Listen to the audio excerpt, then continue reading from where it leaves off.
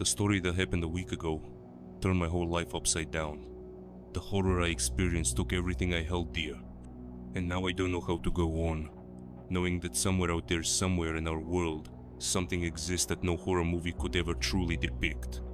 Something that lives among us, side by side with the living, and that can appear at any moment, bringing nothing but grief, death, and tears. I'm writing this in hopes that someone, anyone, who reads it will be even slightly more prepared. Because when it comes, there is no escaping no matter how badly you want one. I only managed by some freak miracle, and I paid a terrible price for it. But more on that later. Like I said, I had a family, a beautiful wife, our little son. We lived in a regular 5-story apartment building on the outskirts of a small town. We worked, we raised our child, it was an ordinary life. Until that one moment.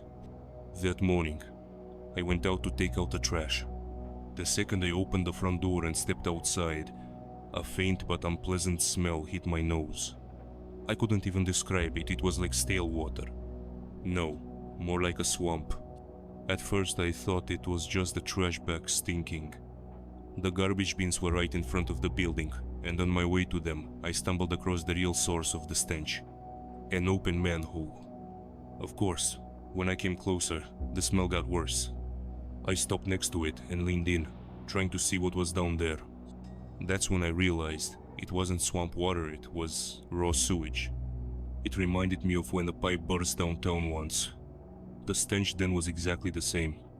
After I dumped the trash, I found a big wooden plank near the dumpster and wedged it over the manhole so no one would accidentally fall in. The lid was missing. People around here often steal them and sell them for scrap. And then someone breaks their leg falling in, but no one cares, right? I remember thinking that as I stuck the board over the hole, feeling a sense of civic duty. I had no idea how badly that little moment would come back to haunt me. Back at home, breakfast was waiting, and so was my family. It was a day off. No one had to go any except my son, who was already being called to the yard by his friends. He scarfed down his eggs, threw on his jacket, and ran for the door. "Mom, Dad, I'm going out.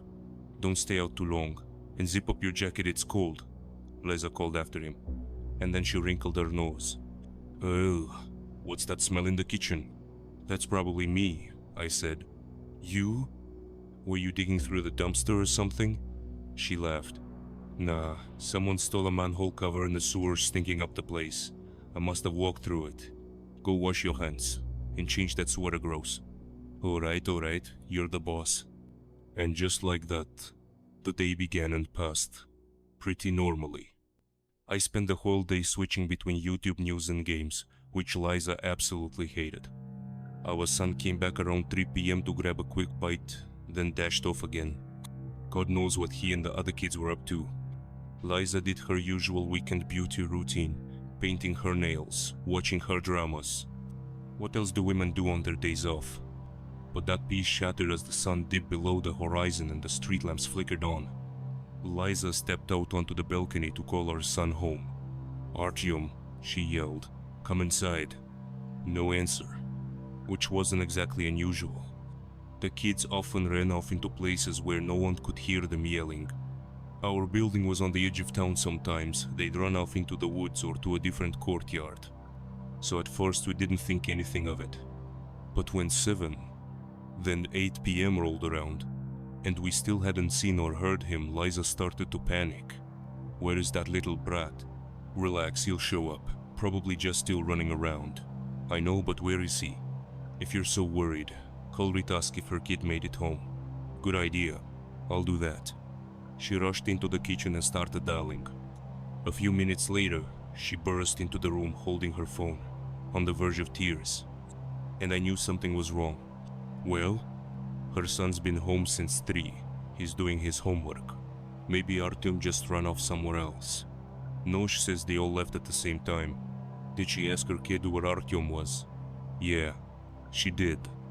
He said Artyom walked home with them." "Then where the hell is he?" "Did you try calling him?" "His smartwatch? He didn't wear it. It's still on the shelf. He was in such a rush this morning. Maybe he'll come back soon." "And what if he doesn't?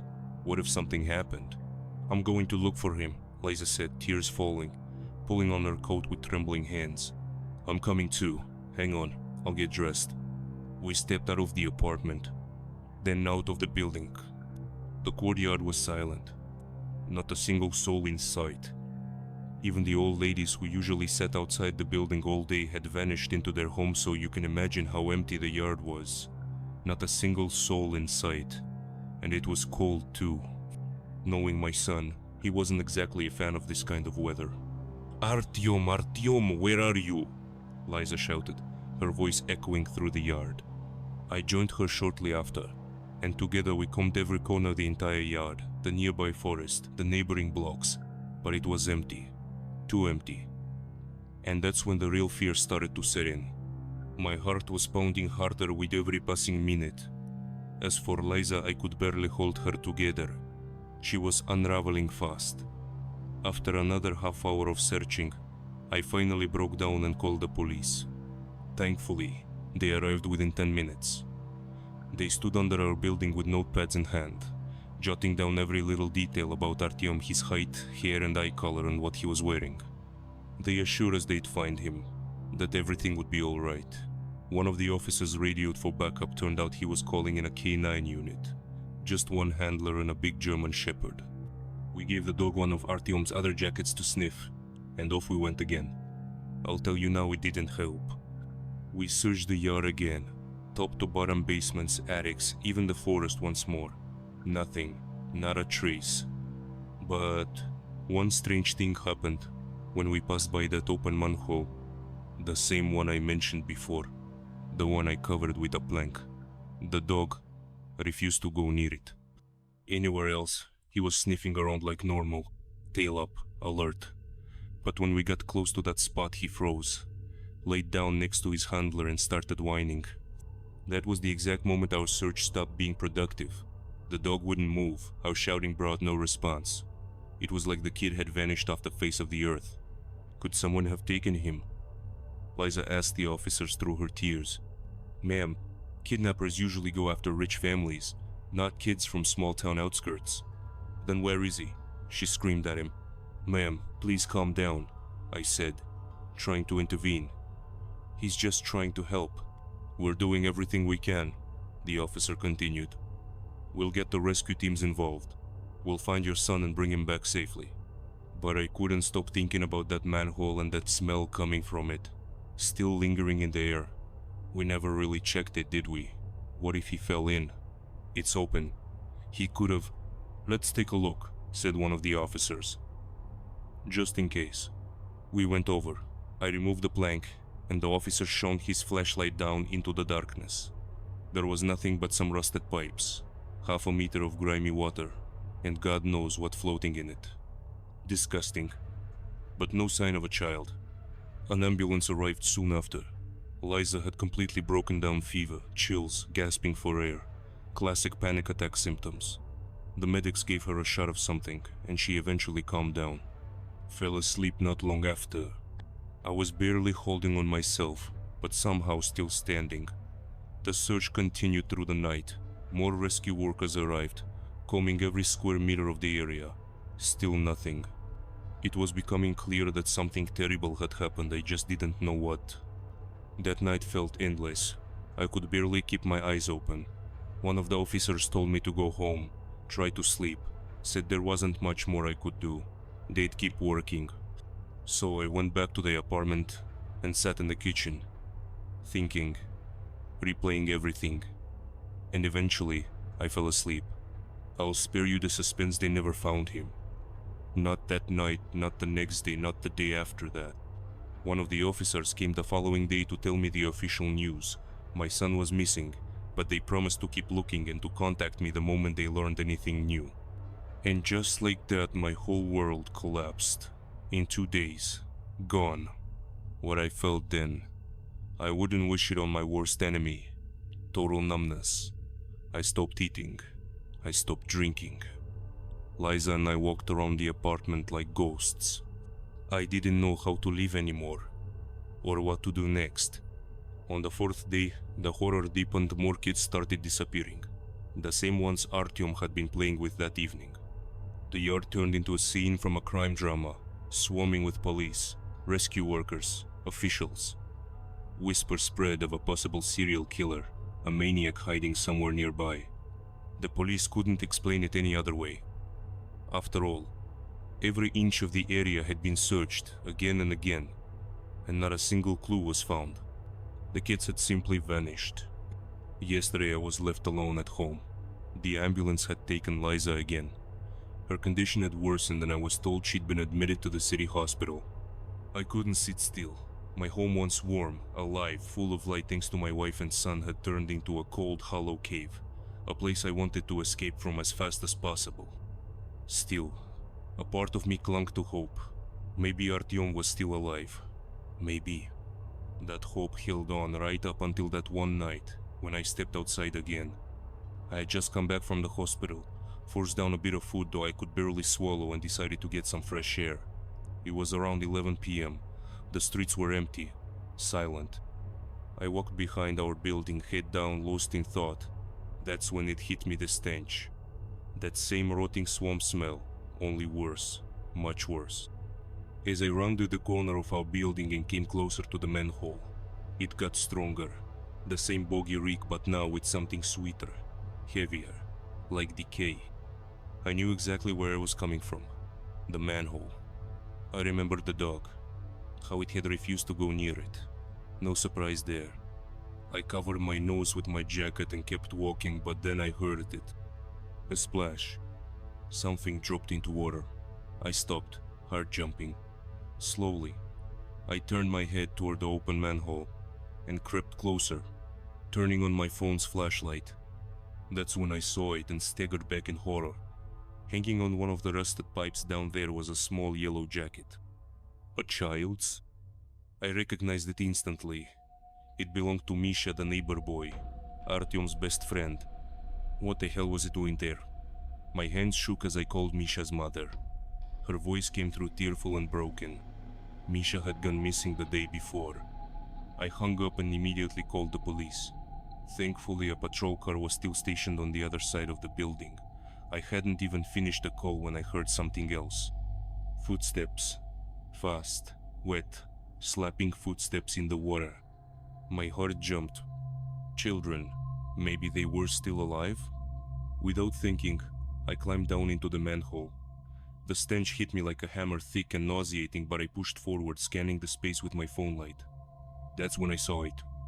Behind me, there was a hole in the wall, a tunnel, more like a burrow, carved crudely into the earth. Water was slowly trickling into it. It looked like someone or something had dug it out. Curiosity got the better of me.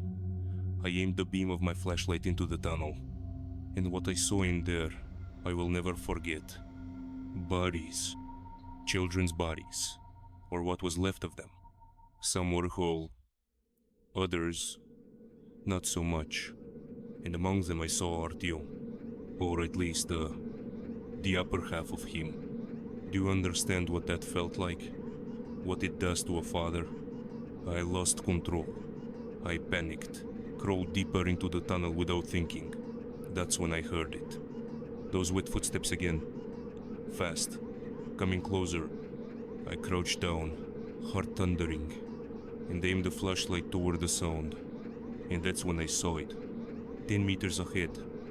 Another tunnel twisted into darkness and something stood there. Not someone. Something. For just a second, my light caught it. Just long enough. It stood on all fours, its head cocked unnaturally to the side, and on its face, no. Over its face was stretched what looked like a child's face, as if it was wearing it like a mask.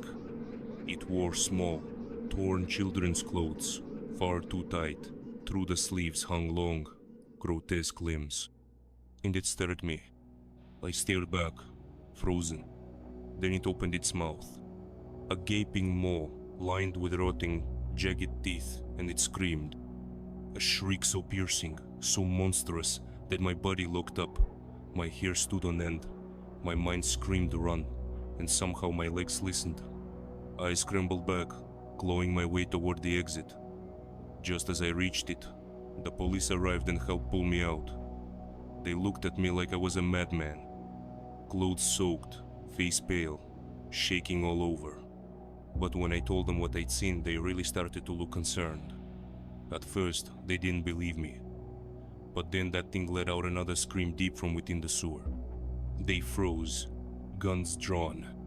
Two of them climbed down into the manhole, weapons ready. I didn't wait to see what happened. I ran home. I couldn't sleep that night. Couldn't close my eyes without seeing it. But eventually, as the sky lightened, exhaustion took me and I passed out.